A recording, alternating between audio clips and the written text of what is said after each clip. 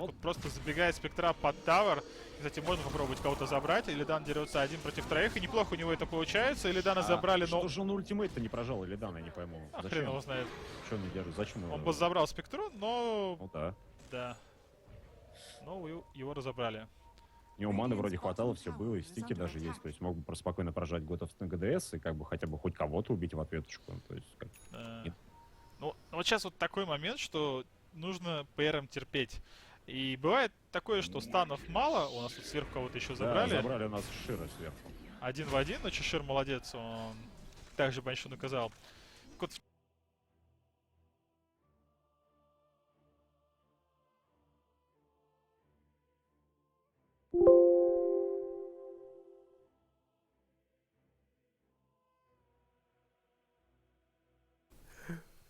Things happen, man. Yeah, they did.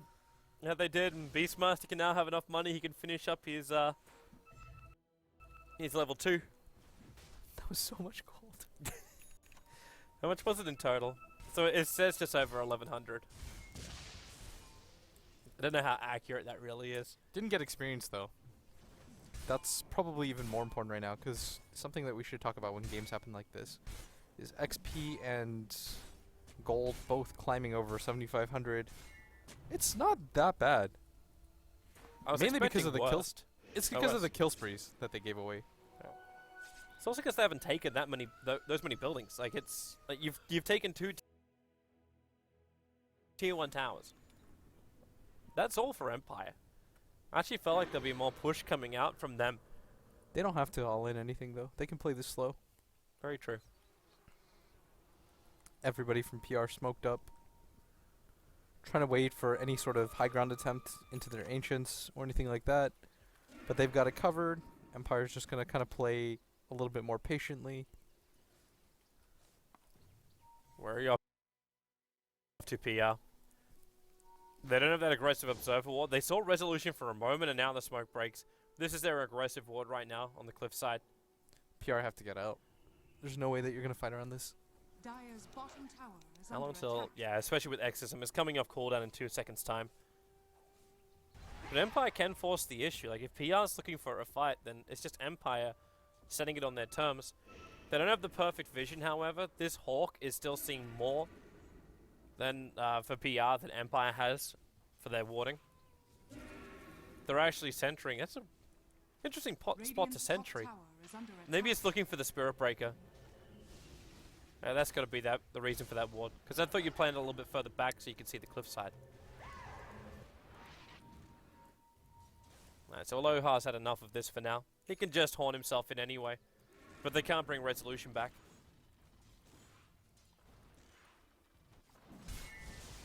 Aloha's just kind of farming up. Wants to go for the Manta style as fast as he can. The Death Prophet building for that Octarine core, I assume. Is it worth actually going for the Manta in this game? He's You about to are get... Okay. definitely going for the Manta. You really do just... You gotta play more puffs, Toby. Well, I'm just wondering, like, exactly what you're going to be dodging in this game. Dire's It's not about middle tower dodging, it's is under the It's just- Desolate. It applies to your Manta illusions too. Radiant's And bottom it becomes tower is impossible under for the attack. supports to... It becomes impossible for the supports to survive it when you get on top of them with Manta. Because as a support, you don't have enough, and that top Cheshire Cat's gonna go down. Like, imagine an AA playing against a Manta Spectre. What is he gonna do? How's he gonna figure out which one the real one is? True. Radiant's top tower I'll add is Spectre under to my attack. list of heroes to pop with. I'm just messing with you, man. I've got to give you a hard time. It's how you get better, right? It's true. Blitz has been pretty freaking brutal with me when we played a couple of games. Yeah. It's the best way to learn. Yeah, I'm a hard dad, man. Yeah. If you ever want to have Blitz teach you things, like prepare your ass. Yeah. Like it's it's rough. Alright, so Zeus now has Aether Lens. And He's still lacking a lot of regeneration though. I mean, he's got Arcane Boots. He's fine. That's the build. This is the biggest thing that he lacks is a disengage item. Like, he needs something like the Force To Hey break guys. the distance on the Death Prophet. Yeah, it's not just that. It's just like when somebody charges into you or you get stunned, you need a way to get just a little bit further, because the way that Empire is going to prioritize targets is who has the least HP versus how much damage they put out, and Zeus is high up on that list. Does a ton of burst damage, but goes down incredibly quickly. So you need a way to defend yourself if possible. This is such a Phonic style build. Every time a Force plays a Spirit Breaker, he goes directly into a BKB. Is under attack. Dire's But structures this are Spirit Breaker fortified. from Phonic, he's got a Mask of Madness now. The tier 1 tower takeover without Dire's having to commit bottom tower Exorcism. has fallen. There's still no warding for Team Empire down just yet. The obs can be planted by Mab, so they get a lot more vision around. And this sentry is just a little bit too far away, but the Hawk should have scattered out the ward being placed. What a nice timing for resolution. Octarine fully done.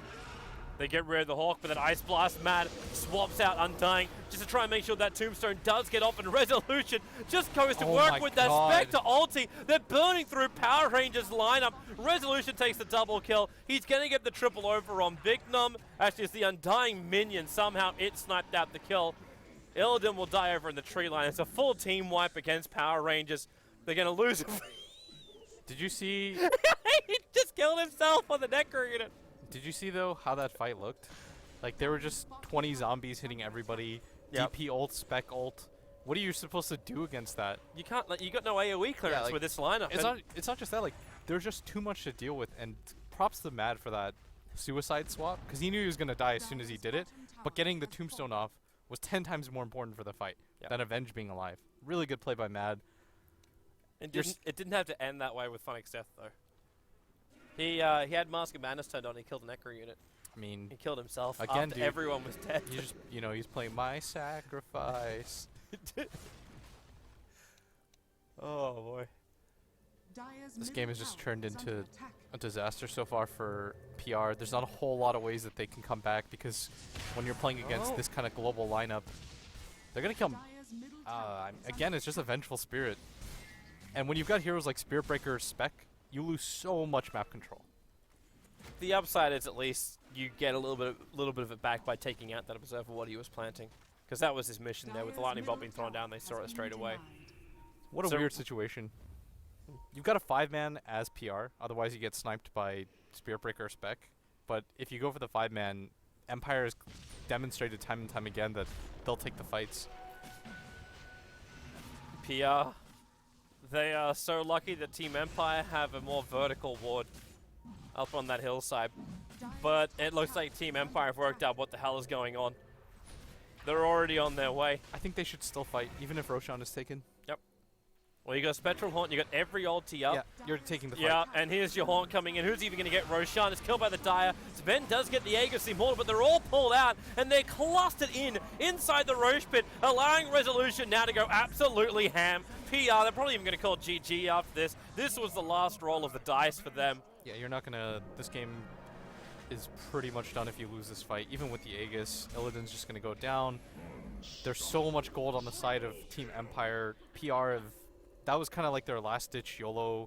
Let's take an objective clear to our base, but Empire just doesn't care. Because when you're this far ahead and they're that clustered in, you've got Tombstone, Speckle, DPL. You're gonna take that fight every time. And now they can just take bottom tower. Dire's bottom tower is Okay, under maybe attack. PR feel like there's one more fight in them. Their death timers are low enough that they'll get to come back and fight once. I did say to you before we started this game, normally with Team Empire, there is one moment where they overextend and feed a lot back. Yeah, for sure. Like, we've had a couple of mini moments this game. I guess it was a little bit hasty of me to say that the game is done, but It definitely feels that way. it's just hard for me to kind of envision a world where Empire throws this away. They've got so many different ways to collapse onto the high ground. If they want, they can be as patient as they want and take out all the tier 2s and get map control. But you're seeing time and time again, PR strength are these team fights. Like, you've got a lot of team fight heroes, but you're not winning team fights. You don't have heroes that can split push, Toby. You don't have cores that can split push. Yeah. Like, what is a Sven going to do to leave his base They- safely? You're looking for a win path. Like, that's Yeah, it. I'm trying to look for a win condition right now for PR, and I might just be terrible, and I just don't see it. If it makes you feel any better, I don't see it either. That's why I was ready to call GG in the pit. Like, when PR do something like that, it feels like the last roll of the dice. Like, we're so far behind, what do? We get Nagus the Immortal. J4 is going to get picked off by the Spirit Breaker. And VR don't even really care right now. Like, that BKB's flying out for resolution. They can't touch him in the fights. no, even without the BKB, there's just too much for them to cut through is the issue.